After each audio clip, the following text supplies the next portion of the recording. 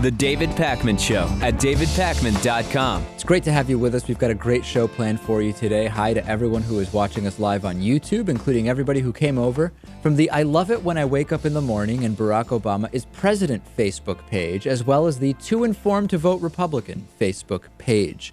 Let's start, Lewis, with some of the big news this week. We have a big week. Well, we won't know if it's a big week or not for equality and gay rights.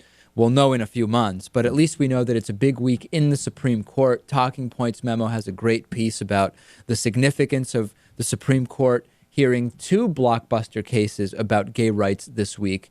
Historic implications. Are we going to see an acceleration of progress when it comes to equality, or are we going to see a decision that will basically say, you know, states can just kind of decide for themselves, and what California did with Prop 8 is constitutional? Where do we think, have you guys been thinking about where you think the Supreme Court will come down on this? Natan?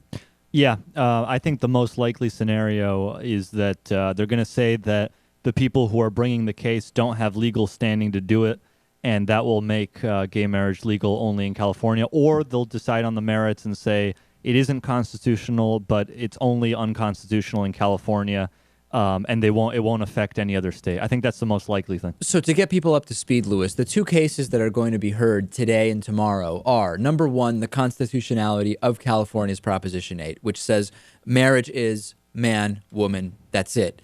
And then another case, which is the Federal Defense of Marriage Act, also known as DOMA, which bars married same-sex couples from receiving federal benefits. Now, by the end of June, we'll have some kind of decision written by the 9 justices, and then we will see, are we going forward, are we going back, are we just kind of punting indefinitely? And a lot of the attention is on Justice Anthony Kennedy, who has had, I guess we could call it, Lewis, somewhat of a pro-gay rights streak.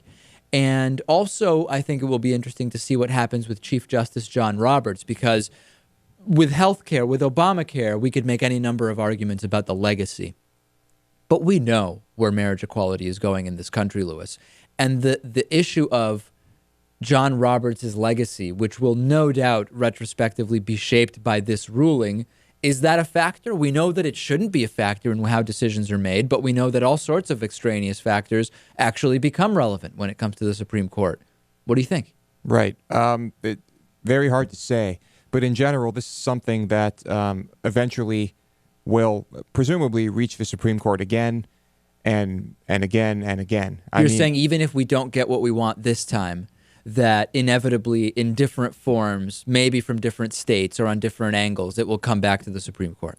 I think that's possible, but generally we are headed in a certain direction, and that is full equality. My prediction is Clarence Thomas will sit there nice and quietly, not saying a word during the entire thing. We can almost be sure of that, can't we? I'd put money on that, yeah.